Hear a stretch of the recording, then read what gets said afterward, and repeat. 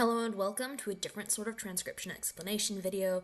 In this video, I'm going to go through the kind of steps I took for creating this design and then how I think work best to get it situated, aligned, and actually inked as a tattoo. So the first part of this video, I'm going to be talking about when I originally made this design and how it fits on my commissioner's arm. And this person already has several tattoos, and this design is meant to be a filler in between those tattoos. So there's a big old one here on the inside of the bicep. There is three on the inside of the arm. One kind of in the middle of the guy with the umbrella. Then there's the heart, and then there's the words, the text that says "remember." So, with that being said, when I drew this design, I didn't have a specific quote in mind, and I just kind of went with the flow of the meaning behind the tattoos that were there, as well as trying to, make something that looked visually appealing to fill all the space in between the tattoos. And the words I came up with translate out to roughly, well, these are the exact words that they translate to. So this is sorrow tests strength, strength washes over me. And then this one is truth is both the means and reward. And there's a lot of ways you can kind of read these words put together. So we have sorrow washes over me, we have sorrow tests strength, strength, and reward. I don't know. It's just a lot of little words with a lot of filigree. And with all that filigree, not all of it's important to the translation. So, for the tattoo artist, Paul's going to be doing this one. I wanted to show this little reference where everything in white, that is not important to the translation. There are outer sentence circles, if there's overlap that needs to happen, adjustments in curves that need to be made, or lines that need to be erased. You can do that for anything that's marked white, but anything that is in darker colors, so the purple, blue, and black, those are all needed for the translation. So yeah, that's what this image is for, and I bet you're going to be referencing this most of the time when you're inking it. I do have like some lineup and kind of rough swatches for, again, lining everything up here. So if we see this straight line here, this straight line here is this straight line of here going to the back of the hand, and that means this is kind of at an angle tracing from here wrapping towards the middle, right? Because that line goes here, this line is this line, this line is this line. So using this little shape here as a reference kind of helps placement of this, and this is going on the meat here. And on the inside of the arm, that same shape here lines up with our little rain guy. So the little foot and puddle is there, and there's one little dot, one little raindrop that sits right in the center of this circle here. And then these three little raindrops, one of them goes in between those two, one goes there, one goes there. So I assume you're going to be sizing it to fit this length, and also to, you'll know it's right when it nestles right in there with your little rain guy. So yeah, that's the first session, and the lining up catastrophe, which is gonna be this.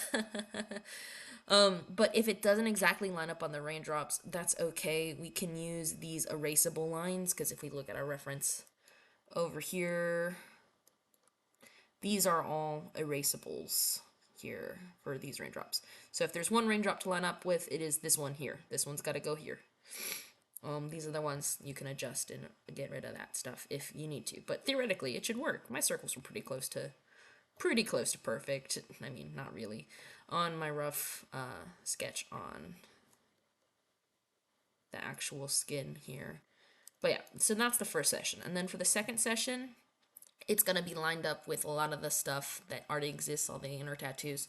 So this is going to link up with that existing design. So here is, you can see that center little raindrop. That central little raindrop's there, and this design trails off here, and then it connects up through that heart and goes up towards the swirly filigree-ish stuff that kind of matches style for there. But yeah, this line coming in at the top, kind of pointing towards the T. That line is this line here, which is this line here. So that little trick or treat thing is over here. But yeah, so that trick or treat's over here. This is mostly here to show that you link this up there because this is in central focus because arms are very three-dimensional. But yeah, so that's how it all lines up. Let me go ahead and read through it and explain how it says what it says. So let's take a peek here. You read starting at the bottom and you go counterclockwise, like a time traveler going back in time. And these little guys are a bunch of little start markers, and there's a whole gob of start markers. The most obvious ones are at the bottom. And there's kind of two places we could start. We could start with this word here, or this word here. This word showing where the bottom is with the start marker, and we start reading bottom counterclockwise. This one bottom counterclockwise. And that's true for the words in the sentence as well as letters in the words, except you see how this one goes this way. That tells you we're going to be reading each of these guys this way, then finally going back into our normal clockwise method here, and clockwise again here. Basically, these let you switcheroo. So here's a clockwise, oh, but then we go back and read it again. This is a fun little palindrome. We'll get to that when we get to that. So we go, this goes here, here, oh, we gotta go this way, oh, we gotta go this way, oh, we gotta go this way. So lots of switches and reversals. And even if you don't get those switches, even if you don't see them in your typical, like your first read through, that's okay, because a lot of these words are made to make sense in whichever way you read them, and it's kind of going in a circle around an arm, so lots of creative freedom in sentence structure here. So, starting at the bottom, we have this shallow divot, and on it there's 1, 2, 3 lines ending 1, 2, 3. These ones pass through, lines that pass through don't count, and that makes it the letter S. And then this little guy is a vowel because it's a smaller circle. We see we have our little vowels, all of our smaller circles, and this vowel is floating inside our word circle, so that's an O. Then we have a double letter. It's a double letter because it's a double line, and it's important that these stay the same thickness. And that's a double R because it's a shallow divot with 3 dots. And then we have another O, just like that one. And this has 2 lines instead of 3, so it's like these two, except without that third one coming out the middle there. So that's the difference between an S and a W. So this word is sorrow. And sorrow being our first word, we connect up to this word. And if we're following this path, it also works to connect it to this word here, because there's a little heart-shaped tattoo here that exists.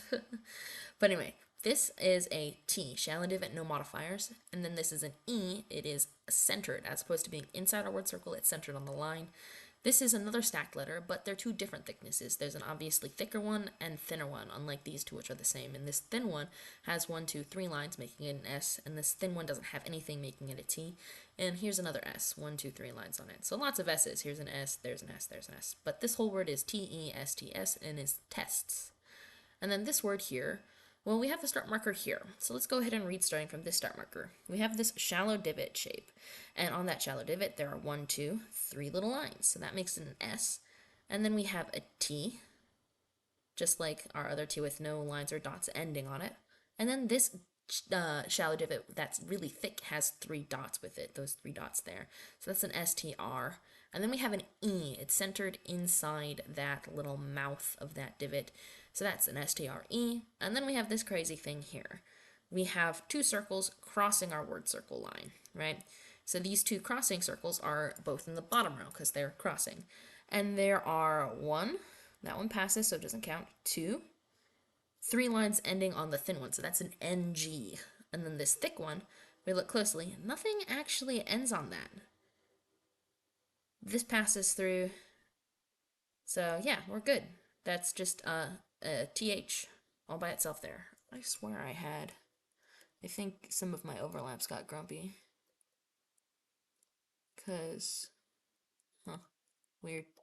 I kind of left white space there to kind of help make this visually similar. I'll go ahead. I think it changed when I merged my layers. Here, let's...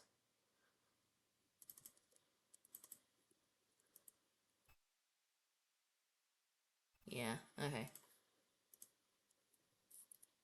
There. Got him. Okay. I fixed it. I found the thing that was wrong. Yeah, so that's that. I'm going to re-export it. Those little lines aren't important for the translation. It just helps to show that they keep going and this line exists, but those little white lines don't really matter that much for the translation. But anyway, that's an NGTH. So we read starting here, STR with the E, NGTH, and then we go back here and we go STRE, NGTH. So this is the word strength twice. It's a lovely little palindrome. And then we're going to connect up to this word because we're going back this way again. We're going in a normal clockwise fashion. We have a W, a shallow divot with 2 lines, A outside the word circle, S, H, deep divot 2 lines, E, and another S, so that's washes. And then at the bottom of our circle here, we have an O internal, V, 1 line, E centered, R with 3 dots, 1, 2, 3 on this M, and then the E. So there's washes over me. So sorrow tests strength. Strength washes over me. And then we have start marker here, shallow divot T, R, U with the line going outwards. This little nubbin's important. TH, so that's truth. I line going inwards, and then this S has 3 lines, is, and then our funny little start marker going the wrong way. We have a B, O, TH, both, THE, the, M-E, A, and S, means. And then we have our going the right way again, A, outside our word circle, N, and then a deep divot with 3 dots, D. This is a bit different than my original sketch, I should note that. So if we look at the arm here, no, here it is. There's nothing really here in this space, and stuff was kind of in a funky oval in this space, and this line here connects up to this line here. That's the same line. So I just put the word and right here instead of squished in here. You'll notice there's a lot of redone, retaken circles here. And this was not really a circle shape. It was more like an oval shape, so it had less real estate when I made an actual circle here. Because rather than being out and wonky like that, it's an actual circle now. And that'll also give me a little bit more room for this guy here, which that guy there is actually this bit of the swirl, which we can see, we can't really see better, but we can see how there's the raindrops, the umbrella guy, and how this bit's here. Anyway, that's a bit of rambling about how I put the word and here. But yeah, okay, I'm explaining a thing. Okay. So here's and then we have an R, 1, 2, 3 dots on the shallow divot. E is centered, W with 2 lines, A outside the word circle, R, 3 dots on a shallow divot, and then a deep divot with 3 dots for the D.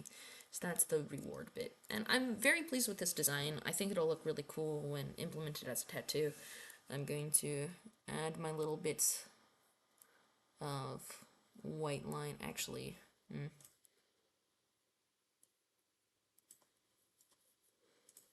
here, before I forget.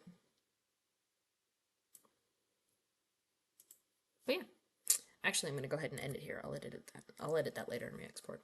So yeah, that's that design. I hope you like it. Thanks. Bye.